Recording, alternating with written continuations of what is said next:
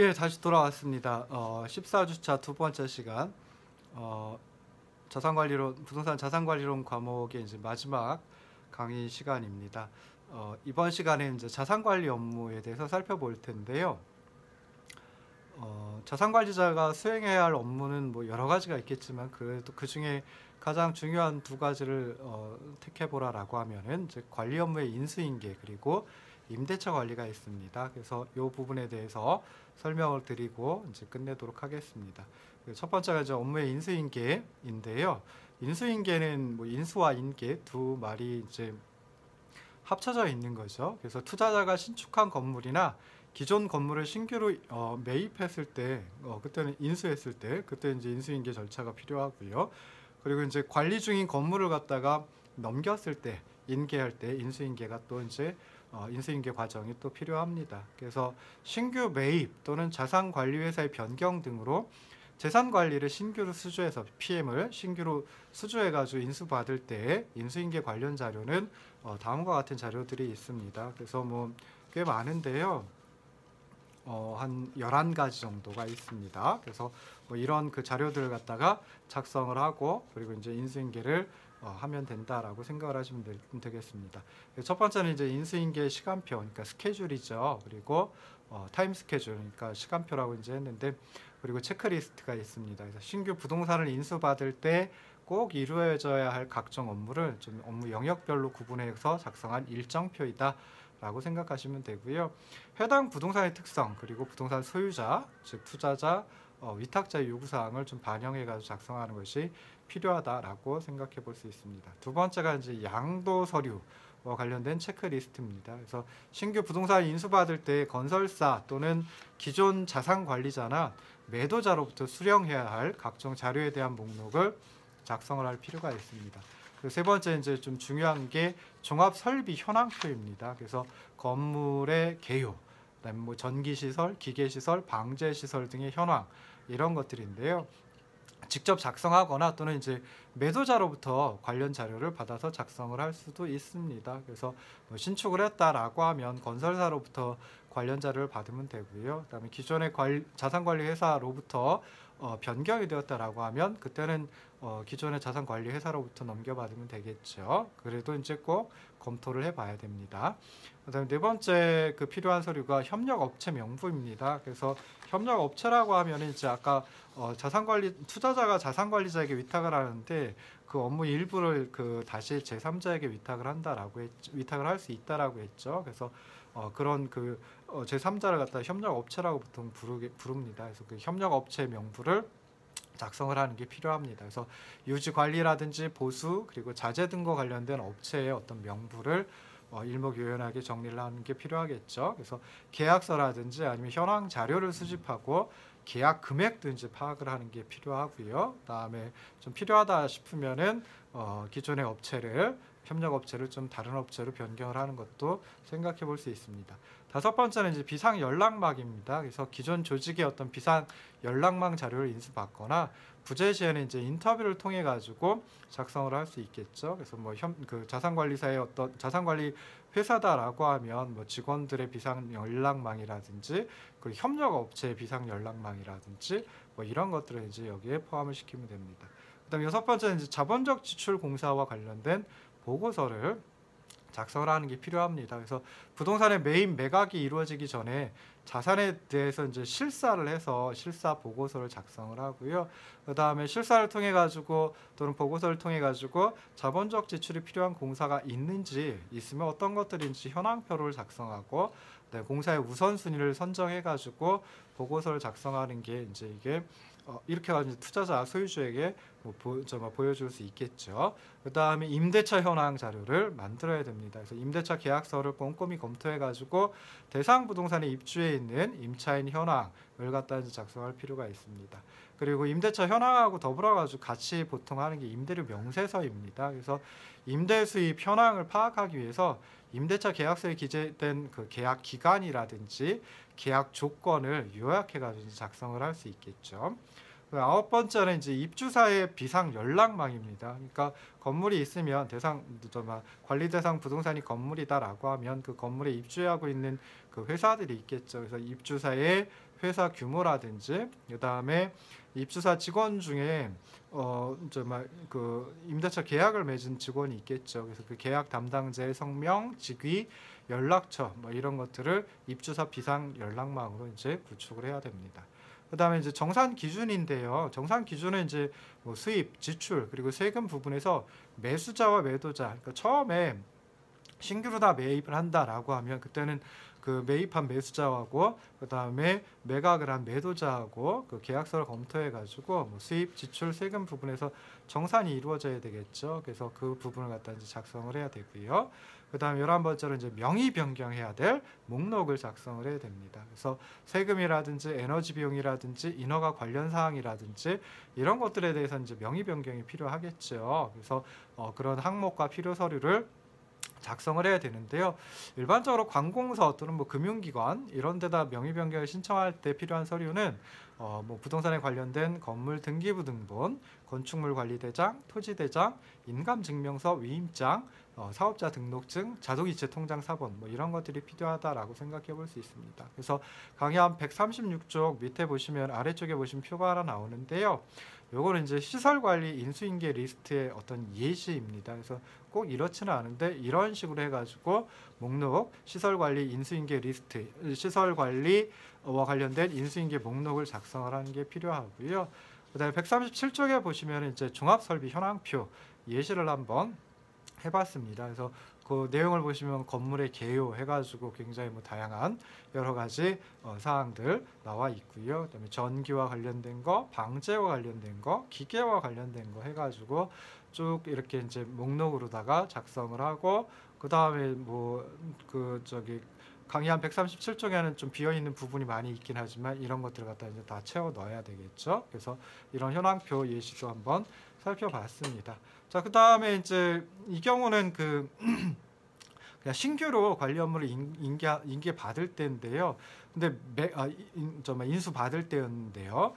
근데 이제 매각 등으로 인해서 새로운 자산 관리자에게 관리 업무를 인계할 때도 이제 인수인계 과정이 필요하겠죠. 그래서 기본적으로는 그 재산 관리를 신규로 수주해 가지고 인수 받을 때 인수인계 관련 자료하고 동일합니다. 근데 이제 매각 시점에 발생하는 게 이제 정산 기준 이 있고요. 이 정산 기준은 좀 사전에 자산관리자가 파악을 해가지고 준비를 하는 것이 바람직하다라고 생각해 볼 수 있습니다. 물론 일반적으로는 그 정산이라고 하는 건 그 대상 부동산의 그 거래를 그 중개한 그런 업체에서 매각 계약서에 또는 매매 계약서에 명시를 하는 게 일반적이긴 합니다. 근데 그렇긴 하지만 중소형 건물 같은 경우에는 중개 업무 수행한 업체가 아니라 자산관리자가 이 정산 기준을 갖다가 정해야 될 수도 있거든요. 그래서 매각 대금의 잔금을 치르기 전에 좀 협의를 통해 가지고 요 정산 기준 또는 정산 항목을 갖다 정하는 게 중요합니다. 그래서 138쪽에 보면은 이제 매입 매각할 때 사전 협의 항목, 그러니까 정산 기준으로 내세울 수 있는 거, 해가지고 수입, 비용, 세금 해가지고 이제 했고요. 그 표를 한번 작성을 해봤습니다. 그래서 수입 부분에는 뭐 보증금, 임대료와 관리비, 선 지급된 임대료와 관리비, 그리고 일일 주차, 뭐 월정 주차, 주차 요금이 되겠죠. 그래서 뭐 이런 것들은 이제 뭐 보증금 같은 경우에는 매각 가격에서 보증금만큼을 차감해가지고 잔금만 지급하면 될 테고요. 이런 식으로 이제 정산 기준을 점만 세우고요. 그 다음에 나머지 수입에 대해서는 매매 완결일 기준으로 해가지고 이제 일할 해가지고 정산을 하는 게 필요합니다. 비용도 보시면 뭐 전기, 수도, 가스와 관련된 게 있고, 그다음에 보증금 반환과 관련된 게 있습니다. 그래서 이 경우에도 이제 정산 기준을 정확하게 설정을 해놓는 게 필요하고요. 세금도 마찬가지로 뭐 여러 가지 재산세, 종합부동산세와 같은 세금이 있고, 그다음에 공과금으로 해가지고 뭐 도로 점용료라든지 환경 개선 부담금, 교통 유발금, 공과금은 아니고 이건 이제 뭐 부담금이 되겠죠. 그래서 이런 것들이 있는데요. 그래서 이것도 이제 뭐 매매 완결일 기준으로 일할 정산을 한다든지, 그러니까 날짜별로 나누어 가지고 정산을 한다든지, 아니면 부과 기간을 기준으로 해가지고 일할 정산을 하든지, 뭐 이런 식으로 해가지고 정산 기준을 세울 필요가 있습니다. 자, 두 번째로 이제 자산 업무, 자산 관리 업무 중에 두 번째 중요한 게 이제 임대차 관리입니다. 그래서 임대차 관리 결국 이제 부동산을 임차해서 사용하는 임차인을 관리하기 위해서 이제 여러 가지 자료들을 작성하고 그다음에 지속적으로 이제 업데이트 한다든지 하는 게 필요한데요. 뭐 여러 가지가 있습니다. 건물 관리 규정 및 주차 관리 규정, 임대료 명세서 및 임차인 현황도, 그다음에 재계약 서비스 수수료, 그다음에 냉난방 비용, 임대 가능 면적, 미수금 정산, 입주사 만족도 설문조사, 각종 약정서 뭐 이런 것들이 이제 임대차 관리와 관련된 그런 업무입니다. 첫 번째 나오는 게 이제 건물 관리 규정하고 주차 관리 규정. 그러니까 일반적으로 이제 관리 규정이라고 해서 하나로 묶어 놓을 수도 있긴 한데요. 뭐 둘로 나눠 가지고 이제 하는 경우도 많이 있습니다. 그래서 임대차 계약하고 별도로 실제 건물을 운영하는데 기본적인 지침을 사전에 위탁자의 승인을 받아가지고 임차인에게 배포하고 공지하는 게 이제 필요하다라고 생각해 볼 수 있습니다. 그래서 기본적인 어떤 지침의 성격을 가지고 있는 걸 건물관리 규정이라고 하는데요. 뭐 주요 내용을 보면은 건물의 개폐 시간, 그러니까 건물을 열고 닫고 하는 시간, 그다음에 냉난방 및 승강기 운행 기준, 전기 및 수도 사용, 열쇠 관리, 그다음에 주차장 이용, 내부 공사 지침, 뭐 게시물 관리, 비상시 대처 방안, 뭐 이런 것들이 이제 건물 관리 규정에 해당이 됩니다. 그래서 그 건물 관리 규정에 해당되는 내용을 사전에 임차인들에게 공지하고요. 그다음에 뭐 양식을 갖다 첨부해 가지고 그 양식을 통해서 신청 사항을 받고 처리한다. 라고 하는 쪽으로 유도를 하는 게 좀 필요합니다. 그래서 특히나 이제 신규 임차인하고 임대차 계약을 진행한다라고 했을 때는 이런 그 건물 관리 규정과 같은 내용을 사전에 미리 알려주고요. 그러면 정말 신규 임차인이 입주하고 난 다음에 어떤 불만의 소지를 좀 많이 없앨 수가 있겠죠. 그래서 이런 게 필요하다라고 생각해 볼 수 있습니다. 주차 관리 규정은 이제 주차와 관련된 거겠죠. 그래서 보통 이제 상가가 포함된 건물이다라고 하면 그때는 상가에 접근하기 쉬운 공간은 일반 주차 공간으로 지정하고요. 그러니까 고객들을 위한 주차 공간으로 지정을 하고 나머지 공간을 건물에 상주하는 입주자를 위한 주차 공간으로 지정하는 경우가 많이 있습니다. 그래서 뭐 그런 거 생각해 볼 수 있고요. 자, 두 번째로 이제 임대료 명세서 및 임대차 현황도 뭐 이거는 그 아까 인수인계 서류에도 이제 포함이 됐었죠. 그래서 임대료 명세서, 임대차 현황도 뭐 이런 것들은 이제 그 대상 부동산의 임대차 관계를 한눈에 알아볼 수 있도록 해주는 겁니다. 그래서 좀 일목요연하게 정리를 하는 게 필요합니다. 그래서 임차인을 관리하는 데 필요한 거의 모든 내용이 포함되어 있으면 좋고요.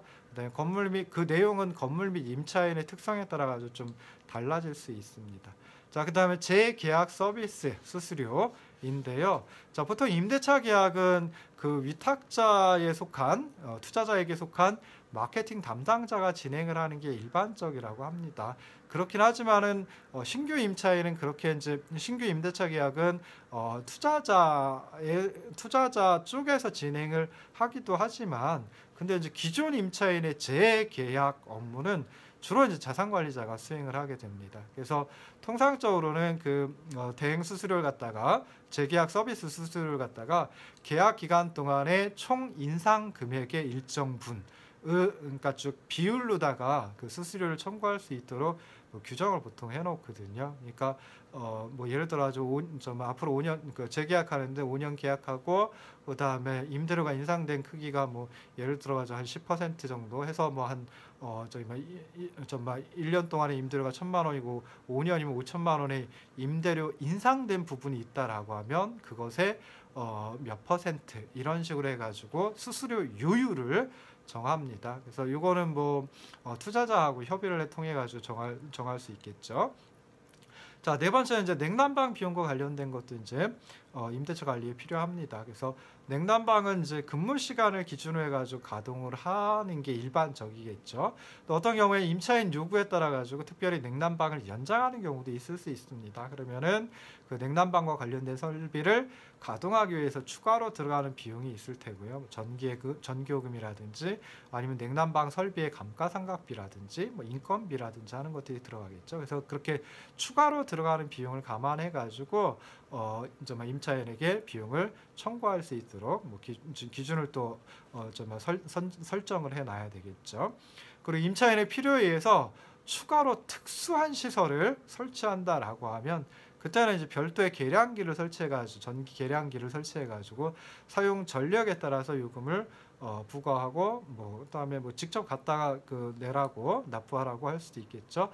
뭐 이런 추가 그 특수 시설 같은 경우에는 뭐 개별적인 에어컨이라든지 보통 요즘에는 이제 정말 중앙 집중적인 그런 에어컨 정말 중앙 냉방을 갖다가 많이 이제 하고 있는데요. 근데 개별적으로 에어컨을 설치한다든지 또는 뭐 항온 항습기 같은 거 또는 전산 장비 같으면은 아무래도 이제 냉난방이 많이 필요하겠죠. 그래서 냉난방이 필요한 그 특수 시설이겠죠. 그래서 이런 그 특수 시설 설치하면은 별도의 계량기 설치하고 사용 전력에 따라서 요금을 부과하고 또는 뭐 직접 납부하도록 뭐 하는 것도 이제 가능합니다.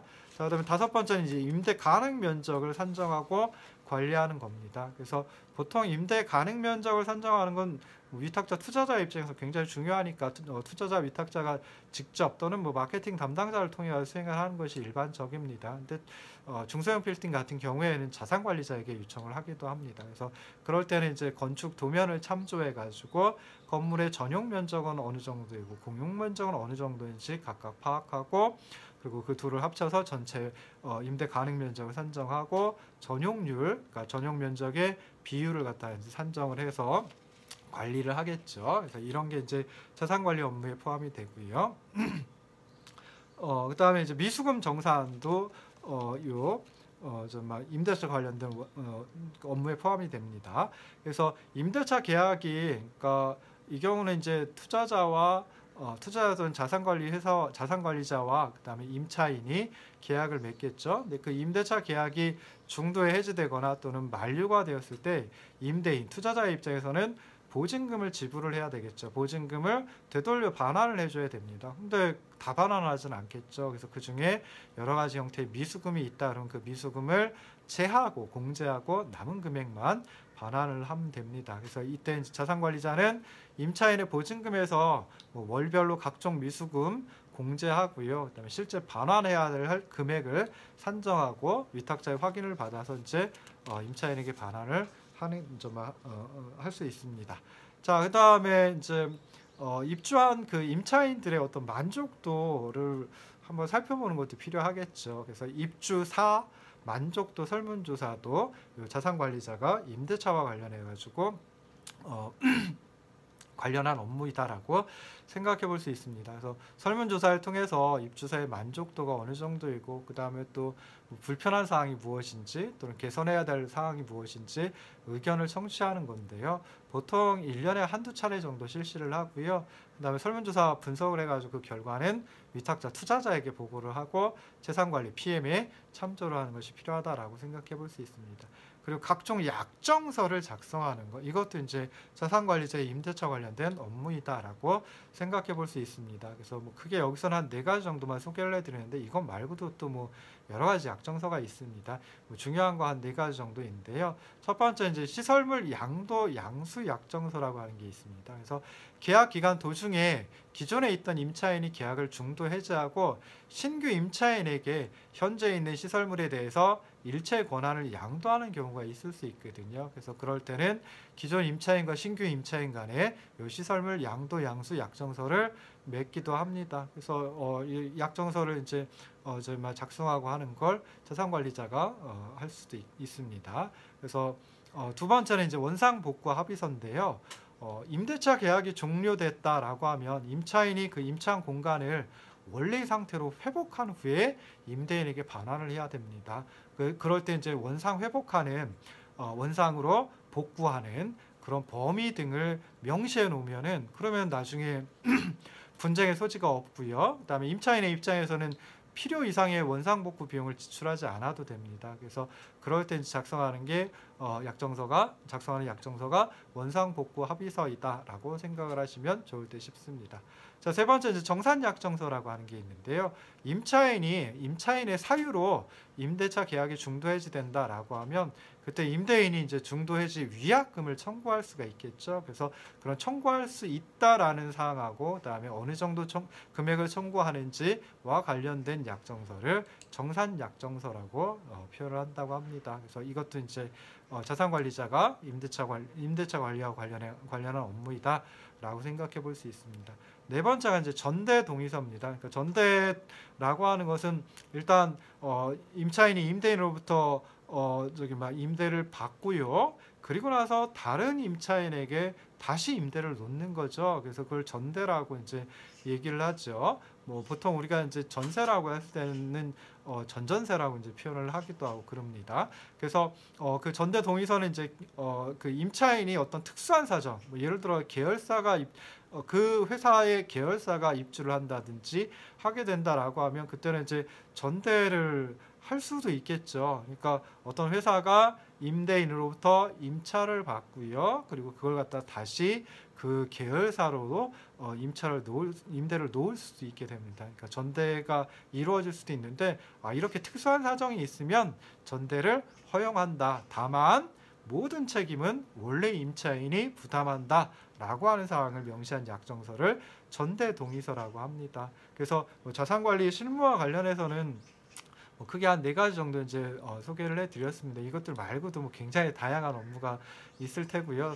굉장히 다양한 상황이 또 발생할 수도 있을 텐데 그런 것들까지 다 포함해가지고 실무를 설명해 드리진 못했습니다. 한 학기 동안 그 부동산 자산관리론 들으셨는데요. 그냥 그 강의 자료 동영상하고 강의안만 가지고 들으시느라고 좀 많이 힘드셨을 겁니다. 저도 사실은 직접 그 강의실에서 강의하는 것보다 이렇게 동영상을 촬영하고 하는 게 조금은 힘들기도 했는데 아마 여러분들은 더 힘들었으리라고 생각합니다. 어쨌든 끝까지 열심히 공부하시고요. 그래서 한 학기 동안 열심히 강의 듣고 하신 거에 어떤 보상을 받을 만한 그런 성적, 결과, 성과를 얻으셨으면 좋겠습니다. 항상 건강하시고요. 그리고 평안하시길 기도하겠습니다. 감사합니다.